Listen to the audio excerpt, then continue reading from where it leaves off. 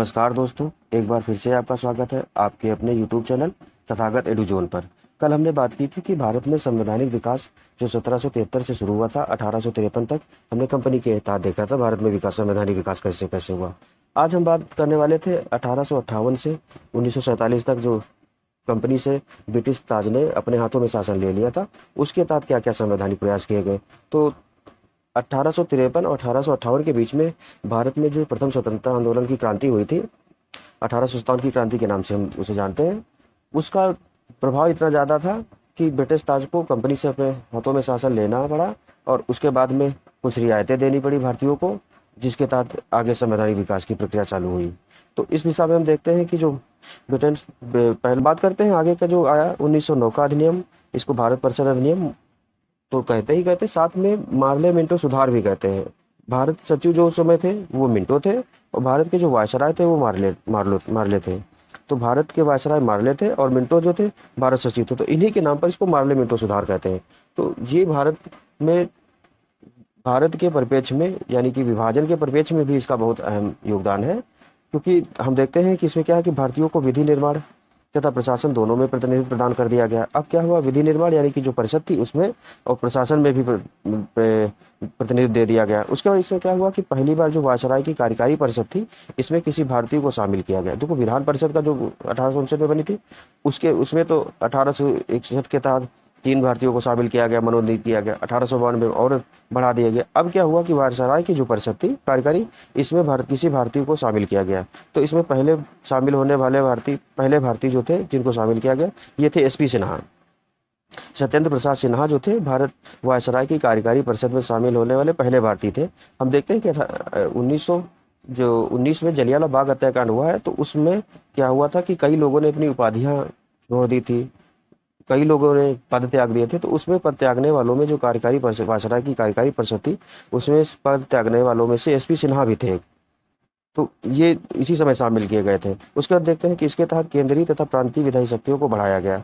अब जो केंद्रीय शक्तियां यानी कि जो वायसराय के तहत थी और जो गवर्नर थे प्रांतों में, जैसे मुंबई, मद्रास, इस तरीके से, तो वहाँ की जो विधायी शक्तियां थी प्रांतों में, उनको भी बढ़ावा दिया गया।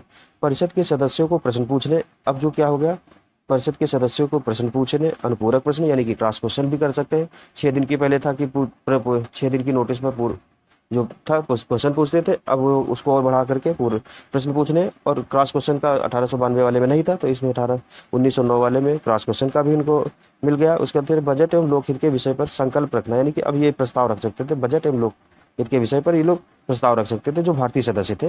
तो ये अधिकार दे दिए गए 1909 में। जो ये तो अच्छे अधिकार थे जो भारतीय दिशा में अच्छे साबित हुए। लेकिन आगे चल करके एक और चीज हुई, वो है क्या कि अभी कि पृथक निर्वाचन के आधार पर, यह पहली बार ऐसा हुआ कि पृथक निर्वाचन के आधार पर मुस्लिमों के लिए सांप्रदायिक प्रतिनिधित्व और सांप्रदायिकता को वैधानिकता प्रदान की गई।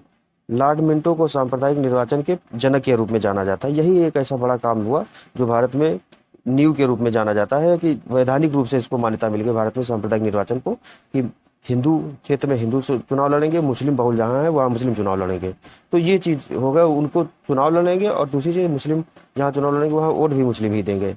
तो ये सबसे खतरनाक चीज हुई भारत के परिप्रेक्ष्य में। उसके बाद और जो प्रावधान थे वो थे कि केंद्रीय और प्रांतीय विधान परिषदों के आकार में वृद्धि कर दी गई, जो कि हम देखते हैं कि 15 सदस्य था, 15 सदस्य से आगे बढ़ करके और सदस्यों में शामिल किए गए।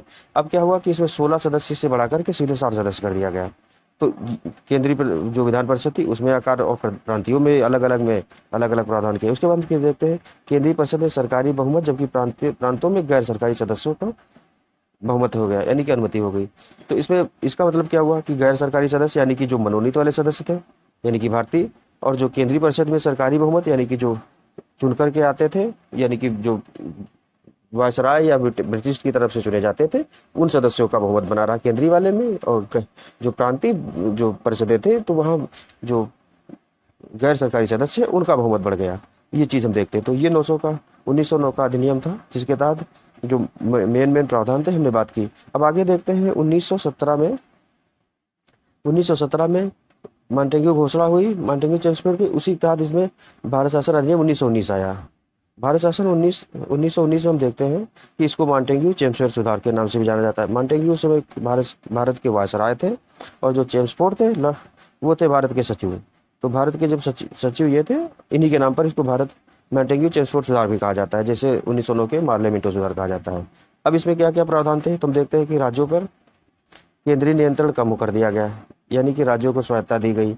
प्रांतों को प्रांतीय सूची पर कानून बनाने का अधिकार दे दिया गया, लेकिन सरकार का ढांचा केंद्रीय एकात्मक रहा। मतलब इनको अधिकार तो दिए गए, लेकिन ये कहा गया कि अगर आपातकाल जैसे कोई ऐसी स्थिति आती है तो तुरंत केंद्रीय यानी कि एकात्मकता लागू हो जाएगी। भारत में आज के समय में देखते हैं जो एक एकात्मक व्यवस्था है वो ब्रिटेन की देन है। तो ब्रिटेन की देन यही है कि जब कभी भी ऐसी परिस्थिति आएगी जहाँ केंद्र और राज्य के बीच में शक्ति का टकराव होने लगे, तो वहाँ केंद्र की शक्ति को ज़्यादा वरीयता दी जाएगी। वही ये प्रावधान है। प्रांतीय विषयों को हस्तांतरित और आरक्षित विषयों में बांटा गया। जो प्रांत थे यानी कि राज्य थे, राज्य के जो विषय थे उनको हस्तांतरित और आरक्षित विषयों में बांटा गया। उसमें जो मेन प्रावधान थे वो जो गवर्नर होता था उसके पास रखे गए, यानी कि आरक्षित वाले में कर दिए गए, गवर्नर के पास हो गए। और हस्तांतरित जो थी, जो मंत्रिपरिषद थी राज्यों की, उसको दे दिए गए। इस तरीके से किए गए, जैसे रक्षा हो गया, संचार हो गया, इस तरीके वाले जो विषय थे वो इसके राज्य के गवर्नर के पास रहे। और इस तरीके प्रशासन, लोक प्रशासन हो गया, स्वास्थ्य हो गया, शिक्षा हो गई, इन सबको प्रांतीय विषयों को जो प्रांतीय पर विधान परिषद थे उनको दे दिया गया। हस्तांतरित विषयों पर गवर्नर मंत्रियों की सहायता से काम करता था। तो इन पर तो गवर्नर सलाह लेता था मंत्रियों से, जबकि आरक्षित विषयों पर गवर्नर कार्यपालिका की परिषद की सहायता से शासन। कार्यपालिका की परिषद जो होती थी वो अलग से होती थी, क्योंकि विधान परिषद इसमें चुन करके जाते थे, और जो कार्यपालिका परिषद होती थी उसमें उसके खुद के मनोनीत व्यक्ति होते थे, उनके अनुसार काम करता था, सहायता शासन करता, जो विधान परिषद के प्रति उत्तरदायी। तो इनकी विधान परिषद के प्रति कोई जवाबदेही भी नहीं थी। तो इसी को कहा गया है कि 1919 में प्रांतों में द्वैत शासन की व्यवस्था लागू हो गई। हमने पढ़ा था कि 1765 में जो बक्सर का युद्ध हुआ उसके बाद में बंगाल में द्वैत शासन स्थापित हुआ है। उसी तरीके से 1919 के अधिनियम में देखा गया कि प्रांतों में द्वैत शासन की स्थापना जो हुई है वो 1919 के अधिनियम में। क्वेश्चन सीधे आ जाता है किस एक्ट के तहत प्रांतों में द्वैत शासन की स्थापना हुई, तो आपका ये 1919 का एक्ट है, इसी के तहत स्थापना हुई है। आगे बात करते हैं कि इसमें और क्या प्रावधान थे। तो इसमें देखते हैं कि केंद्र में द्विसदनीय व्यवस्था, केंद्र में पहले जो एक सदन था अब द्विसदनीय व्यवस्था हो गई, विधान परिषद और विधानसभा। उसके बाद आगे बात करते हैं कि इसमें प्रत्यक्ष निर्वाचन व्यवस्था को पहली बार प्रारंभ किया गया। अभी तक क्या था, 92 में निर्वाचन को बढ़ावा, मतलब सदस्यों की संख्या बढ़ाई गई, लेकिन वहाँ निर्वाचन चुनाव शब्द का यूज नहीं किया। 1919 में अधिनियम में पहली बार प्रत्यक्ष निर्वाचन को बढ़ावा दिया गया, यानी कि इसका शुरुआत की गई। फिर भारतीय विधान परिषद को लोकसभा एवं राज्यसभा में बांटा गया। जो अभी हम देखते हैं संसद के दो जो मेन भाग हैं, एक को लोकसभा कहते हैं, एक को राज्यसभा कहते हैं। तो ये भारतीय परिषद अधिनियम 1919 के तहत लोकसभा और राज्यसभा वही देखने को मिली थी हमें, ठीक है, पहली बार ये वही देखने को मिली थी, ठीक है। तो वायसराय की कार्यकारी परिषद के 6 सदस्यों में से कमांडर इन चीफ, जो वायसराय था यानी कि जो जैसे राष्ट्रपति आज के समय में है उस तरीके से सेंट्रल में था, तो उसके 6 सदस्यों में से कमांडर इन चीफ को छोड़ करके, जो रक्षा विभाग के हेड थे उनको छोड़ करके 3 सदस्यों का भारतीय होना आवश्यक कर दिया गया। अब यहाँ से ये पहली चीज है कि भारतीयों का मतलब से इसको बोलते हैं कि प्रशासन का भारतीयकरण होना धीरे धीरे और बढ़ गया है। तो उसमें देखा गया कि 3 सदस्य जो होंगे, जो वायसराय की परिषद थी कार्यकारी, उसमें 6 में से 3 सदस्य भारतीय होंगे, लेकिन जो मेन पद थे उसमें से खास करके कमांडर इन चीफ को छोड़ करके बाकी में भारतीयों की भर्ती होने लगी। प्रावधान के रूप में हम देखते हैं कि सांप्रदायिक निर्वाचन का विस्तार किया गया। इसमें क्या था कि भारतीय सिख, देखो 1909 के अधिनियम में मुस्लिमों के लिए अलग से सांप्रदायिक निर्वाचन का व्यवस्था कर दी गई। इसमें क्या किया गया, भारतीय सिखों को भी शामिल कर लिया गया, जो ईसाई थे उनको भी शामिल कर लिया गया। वो ईसाई मतलब जिन्होंने ईसाई धर्म अपना लिया था उनको पहले, और एंग्लो इंडियन यानी कि आंग्ल भारतीय मतलब कि अंग्रेजी मूल के जो लोग थे वो भी भारत में रह रहे थे, तो उनके लिए भी अलग से निर्वाचन की व्यवस्था की गई। और जो और यूरोपी थे, यूरोपी मतलब जैसे फ्रांसीसी हो गए, पुर्तगाली हो गए, डच हो गए, इस तरीके के लोग भी जो भारत में आके रह रहे थे, तो उनके लिए भी अलग से निर्वाचन की व्यवस्था कर दी गई। तो इसको कहते हैं कि जो सांप्रदायिक निर्वाचन था उसका विस्तार और ज़्यादा कर दिया गया। अब आगे बात करते हैं कि आगे क्या प्रावधान किए गए। तो आगे संपत्ति कर शिक्षा के आधार पर सीमित संख्या में मताधिकार प्रदान किया गया। तो इसमें क्या किया गया, मताधिकार को बढ़ावा देने के लिए हम देखते हैं यहाँ पर क्या है, संपत्ति एक तो हो गई, जो दूसरा हो गया कर जो लोग देते थे, तीसरा हो गया शिक्षा, जो ज़्यादा ऊंची शिक्षा, एक मेट्रिकुलेशन या इंटर या ग्रेजुएशन, इस तरीके की एक बाध्यता लगा दी गई कि इससे जो इतनी रैंक तक की शिक्षा ग्रहण किए हैं, एक एक मिनिमम अमाउंट में इतना कर देते हैं और जिनके पास इतनी इतनी संपत्ति है, तो उन लोगों को कुल मिलाकर के 1% के आसपास यहाँ पर जो लोग थे जिनको निर्वाचन का अधिकार मिला, यानी कि मताधिकार का अधिकार इन लोगों को दिया गया। तो ये बहुत कम था, लेकिन उस समय भी बहुत बड़ी बात थी कि इस तरीके का दिया गया। फिर देखें, भारत के उच्चायुक्त के कार्यालय का सृजन किया गया। अभी तक क्या था कि भारत के जितने भी विदेशी कार्य थे वो कौन देखता था? भारत का सचिव देखता था। भारत सचिव जो कि ब्रिटेन में के संसद के प्रति उत्तरदायी था, वो देखता था। तो उसके काम को कुछ लेकर के इसका किया गया क्या है कि भारत के उच्चायुक्त का कार्यालय का गठन किया गया। हम अभी भी देखते हैं कि भारत में उन देशों में जहाँ जहाँ ब्रिटेन का शासन था, यानी कि राष्ट्रमंडल के जो भी सदस्य देश हैं, वहाँ जो भारत का राजदूत होगा उसको राजदूत हाई कमिश्नर उच्चायुक्त कहा जाता है। तो ये जो उच्चायुक्त का प्रावधान है वो यहीं से आया था। फिर है एक लोक सेवा आयोग के गठन का प्रावधान किया गया। इसके लिए ली आयोग की अनुशंसा, ली आयोग की रिपोर्ट आई थी, उसके आधार पर ली आयोग का गठन किया गया कि भारत में मतलब जो ऑल इंडिया सर्विसेज है, प्रांतीय जो सर्विसेज है लोक सेवा आयोग की, तो उनके गठन के लिए, लोक सेवा आयोग के गठन के लिए ली आयोग का गठन किया गया। इसकी अनुशंसाओं पर 1926 में लोक सेवा आयोग का गठन किया गया। तो भारत में पहली बार लोक सेवा आयोग के गठन के बारे में, यानी कि भारत में ही जो सिविल सर्विसेज की परीक्षा कराने के लिए इसका प्रावधान किया गया। ठीक है। उसके बाद है कि केंद्रीय बजट को राज्य के बजट से अलग कर राज्य को स्वयं अधिकार दिया गया। अभी तक क्या था कि केंद्र में जो बजट बनता था वो राज्यों के स्तर पर बांट दिया जाता था। अब ये पहली बार ये पहले ऐसी मतलब कानून था जिसके तहत राज्यों को भी अलग से बजट बनाने का अधिकार दे दिया गया, ये स्वयं से अपने लिए बना सके। फिर एक वैधानिक आयोग का गठन किया गया जो 10 वर्ष बाद जांच कर अपनी रिपोर्ट देंगे। ये 1919 में अधिनियम आया था, उसके 10 बाद आना था 1929 में, लेकिन हम देखते हैं कि साइमन कमीशन 1927 में ही गठन हो गया। 1900 जब हम नेहरू रिपोर्ट आती है तो साइमन कमीशन उससे पहले भारत आ चुका है। तो ये जो 10 साल बाद जांच के लिए बना, तो ये यही से प्रावधान था कि 10 साल बाद इसका गठन किया जाएगा। उसके बाद आगे हम देखते हैं तो भारत शासन अधिनियम 1935। देखो, भारत के संविधान के विकास में इस अधिनियम का बहुत महत्वपूर्ण योगदान है। महत्वपूर्ण योगदान इस परिप्रेक्ष्य में है कि इस अधिनियम में जो अनुच्छेद थे, संघ की व्यवस्था की गई, उसमें लगभग भारत की जो अभी का संविधान है उसमें बहुत सारी चीजें इसी अधिनियम से अपनाई गई थी। तो इसमें क्या क्या देखो प्रावधान थे। पहला था कि अखिल भारतीय संघ की स्थापना की जाएगी। अखिल भारतीय संघ की स्थापना किसके साथ मिलाकर होगी? तो केंद्र हो गया, प्रांत हो गए, उसके बाद जो भारतीय रियासतें थीं इनको मिलाकर करने की बात कही गई। ये ऐसा प्रावधान था क्योंकि भारतीय रियासतें क्यों मिलेंगी? उनके पास जब पूर्ण अधिकार है, वो राजा अपना राज्य चला रहे हैं, तो वो क्यों चाहेंगे कि हम किसी हमारे वहाँ चुनी हुई सरकार बने? तो उन्होंने मना कर दिया। इस वजह से केंद्र और प्रांत यानी कि अखिल भारतीय संघ की स्थापना होनी थी, वो नहीं हो पाई, लेकिन प्रावधान था इस अनुच्छेद के, इस संविधान अधिनियम के तहत। फिर कहा गया कि जो शक्तियाँ थी राज्यों मतलब केंद्र के पास, राज्यों के पास, इनको 3 सूचियों की व्यवस्था की गई। तो शक्तियों के बंटवारे के लिए 3 सूचियों की व्यवस्था की गई। इसमें क्या था कि संघ सूची में 59 विषय रहेंगे, उसके राज्य सूची में कितने विषय रहेंगे आपके? तो 54 विषय रहेंगे।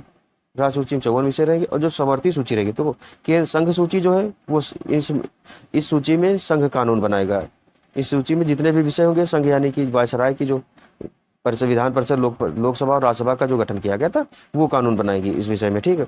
राज्य सूची के जो विषय होंगे, वो जो राज्य गवर्नर के तहत जो प्रांतों में व्यवस्था थी, वहाँ कानून बनाया जाएगा। जो समर्थी सूची थी, समर्थी सूची में 36 विषय रखे गए, और 36 विषय पर कानून दोनों अपने अपने जगह बनाएंगे। लेकिन जब टकराव की बात आएगी तो संघ सूची, जो संघीय है शक्तियां हैं, वो ज्यादा प्रभावी रहेंगी।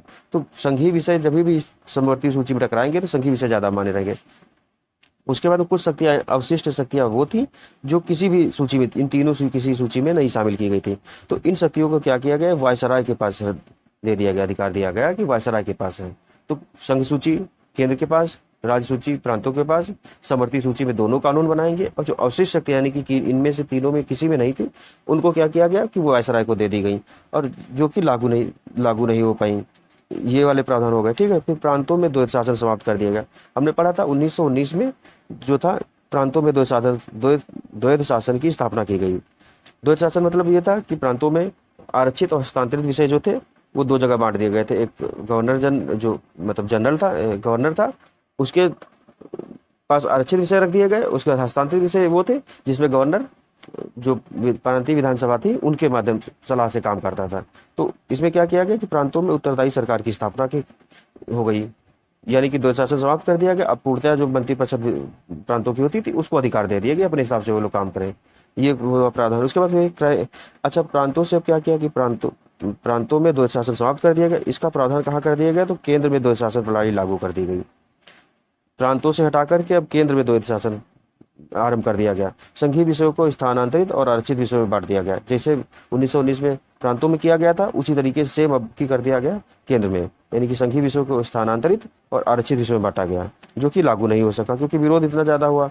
कांग्रेस ने जो गोलमेज सम्मेलन हुआ था सिर्फ दूसरी बैठक में भाग लिया था, बाकी सम्मेलन में गई ही नहीं थी, और दूसरे में भी गांधी जी ही केवल गए थे और कोई गया ही नहीं था। तो इस तरह देखते हैं कि इसके तहत जो ब्रिटिश भारत था, यानी कि ब्रिटिश गवर्नर भारत था, वहाँ क्या हुआ, तो उसमें 11 प्रांत थे। ठीक है, 11 में से 6 राज्यों में क्या किया गया कि 6 राज्यों में द्विसदनीय व्यवस्था आरंभ किया गया।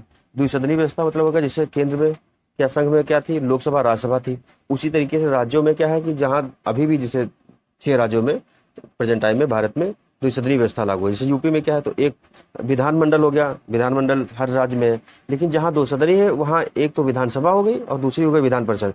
तो इसी तरीके का जो पहली बार प्रावधान किया गया वो कहाँ किया गया है, 1935 के अधिनियम के तहत। उसमें कौन कौन से थे, बंगाल था एक आपका, दूसरा बम्बई था, तीसरा मद्रास था, अभी उसके बाद फिर बिहार था, फिर संयुक्त प्रांत मतलब हो गया आपका कौन सा, यूपी। यूपी को उस समय संयुक्त प्रांत यानी कि यूनाइटेड प्रोविंस कहते थे।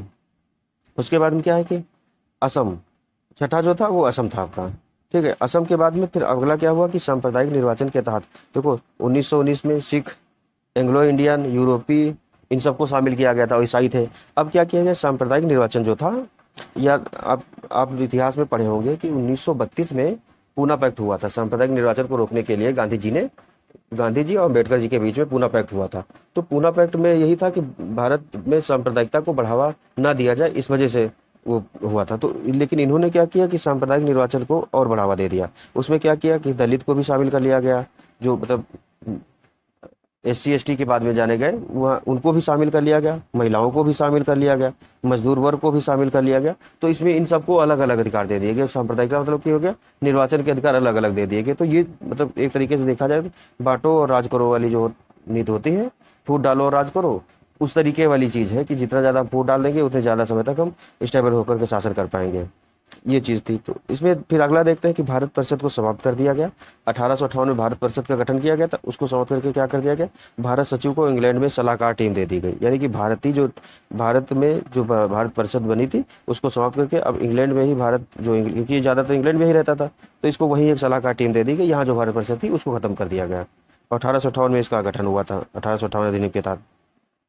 मताधिकार का विस्तार क्या हुआ, तो 1919 में हमने बताया था कि संपत्ति, कर, शिक्षा के आधार पर मताधिकार देने की व्यवस्था की गई थी। अभी उसको क्या किया गया कि इसी के तहत विस्तार करके अब 10% जनसंख्या शामिल कर लिया गया। मतलब जो पहले आंकड़े ज्यादा थे उनको अब कम कर दिया गया कि संपत्ति की मात्रा ज्यादा होनी चाहिए थे, अब कम हो गई। तो उस आधार पर 10% भारत की जनसंख्या जो थी वो वोट दे सकती थी, ये प्रावधान हुआ।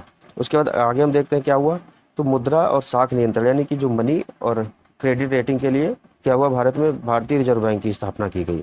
भारतीय रिजर्व बैंक की अधिनियम जो था ये इसी अधिनियम में प्रावधान किया गया पहली बार कि एक भारतीय रिजर्व बैंक हो, उसकी स्थापना की गई। इसमें बाद में ये 1935 के अधिनियम प्रावधान किया, बाद में इसकी स्थापना भी की गई। इसी तरीके से केंद्रीय लोक सेवा आयोग यानी कि UPSC की स्थापना, प्रांतीय लोक सेवा आयोग यानी कि जितने भी हम PSC देखते हैं उनकी, फिर JPSC यानी कि मतलब संयुक्त लोक सेवा आयोग, इनका भी गठन किया गया। उसके बाद 1937 में संघीय न्यायालय की स्थापना की गई। 1773 का जो एक्ट आया था उसके तहत 1774 में पहली बार उच्चतम न्यायालय की स्थापना की गई। लेकिन अब की ये क्या हुआ, संघीय न्यायालय की बात की, क्योंकि उसका जो कवर्ड एरिया था वो बहुत कम था। अब क्या है कि संघीय न्यायालय मतलब हो गया कि ये पूरे भारत की जो ब्रिटिश गवर्नर जितना भारत था वहाँ के मामलों को देखेगा, क्योंकि राजाओं के अपने अपने होते थे। लेकिन जब भी कोई इस तरीके का मामला आता था तो इस मेन जो हायर अथॉरिटी होती थी ये, इसने वायसराय को आपातकाल में बिना काउंसिल की संस्तुति के, यानी कि जो परिषद है इसकी बिना संस्तुति के अध्यादेश जारी करने की शक्ति दी, जो एक बार में 6 माह तक लागू रहता है।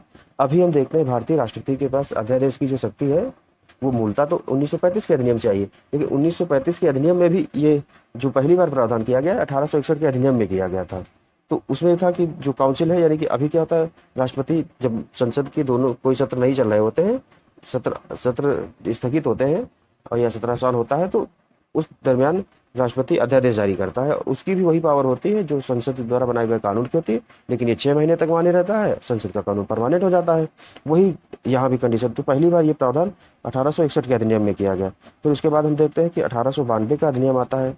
1892 के भारत परिषद अधिनियम में जो मेन प्रावधान थे वो था क्या कि केंद्रीय और प्रांतीय विधान परिषदों में गैर सरकारी सदस्यों की संख्या बढ़ाई गई।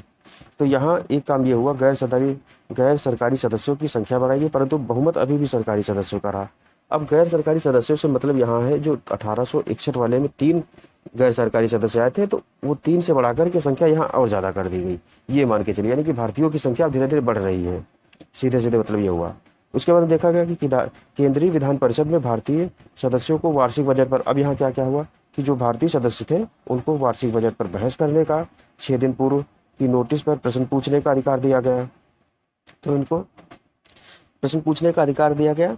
अभी भी क्या हुआ कि इन्हें 6 दिन की पूर्व नोटिस पर ये लोग प्रश्न पूछ सकते थे, लेकिन अभी भी क्या हुआ कि पूरक प्रश्न जो और मतदान का जो अधिकार है वो नहीं दिया गया इनको।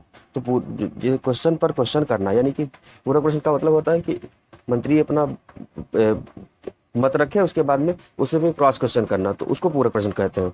तो वो अधिकार अभी इन लोगों को नहीं मिला।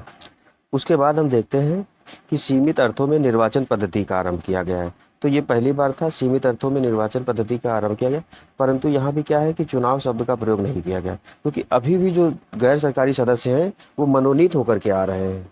वो मनोनीत हो अब करने का जो प्रावधान कर दिया गया है कि कुछ कुछ संस्थाएं हैं वो उनको मनोनीत करके भेजती है, लेकिन अभी चुनाव नहीं उनका होता है।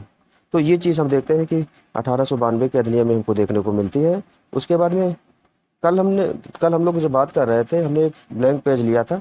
ब्लैंक पेज में देखा था कि उसमें आप लोगों को आवाज़ तो आ रही होगी, लेकिन कुछ लिखा हुआ दिखाई नहीं दे रहा था। तो उसमें हमने पहली बार ट्राई किया था, तो मार्कर हमारा काम नहीं कर रहा था, जो पेन था वो सही से काम नहीं कर रहा था। तो उम्मीद है कि आज आप लोगों को वैसी कोई दिक्कत नहीं देखने को मिले। सराय थे उनकी परिषद में शामिल करने का प्रावधान किया गया। तो अच्छा, ये हुआ क्यों? क्योंकि जो मेन विद्रोह 1857 की क्रांति हुई थी वो इसी चीज के लेकर के हुई थी कि भारतीयों के प्रति जो कंपनी का प्रशासन था वो बहुत ज्यादा अत्याचारपूर्ण हो रहा था। तो उसमें था कि भारतीय प्रतिनिधियों को भी हम शामिल करके भले ही नाम मात्र के हो, लेकिन जानने की कोशिश करेंगे कि भारतीयों की क्या राय है। तो उसी की परिप्रेक्ष्य में देखते हैं कि 1862 में बनारस के राजा और पटियाला के महाराज तथा सर दिनकर राव, 3 लोगों को कैनिंग ने अपनी जो विधान परिषद में मनोनीत किया। तो नाम तो विधान 1853 में देखा था कि जो परिषद का नाम बदल के विधान परिषद कर दिया गया था। तो उसमें क्या हुआ कि ये 3 सदस्य और नामित किए गए। अब इनका काम जो भी रहा हो, बट ये कि भारत के 3 जो भारतीय भूमि है उससे 3 व्यक्तियों को नामित किया गया।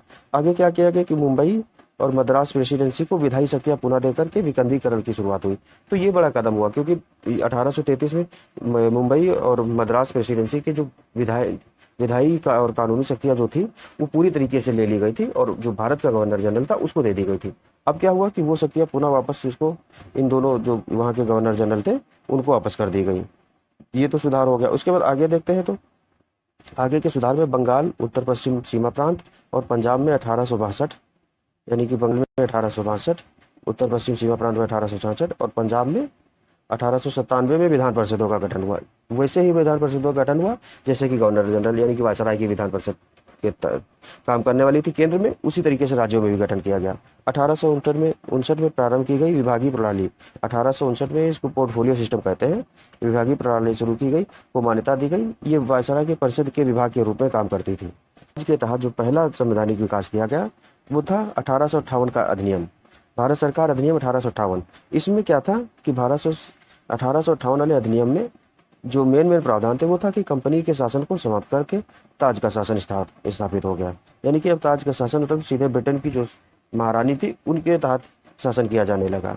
महारानी थी, और उसके बाद में ये था कि गवर्नर जनरल का दूसरा काम क्या हुआ कि जो भारत का गवर्नर जनरल था 1833 में बंगाल के गवर्नर जनरल को भारत का गवर्नर जनरल पर नाम दे दिया गया था। तो उसका नाम बदल करके अब क्या कर दिया गया है कि भारत का वायसराय कर दिया गया है।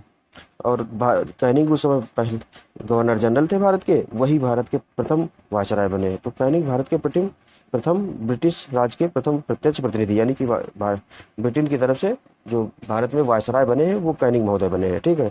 उसके बाद में फिर अगला जो सुधार हुआ है वो हुआ है कि आपका बोर्ड ऑफ कंट्रोल तथा बोर्ड ऑफ जो डायरेक्टर्स थे ये 1773 और 1793 के तहत जो प्रावधानों में धीरे धीरे इनका जो प्रावधान किया गया था, तो उनके पद को समाप्त कर दिया गया। उनके पद, इनकी जगह पर क्या हुआ कि भारत के राज्य सचिव का गठन किया गया।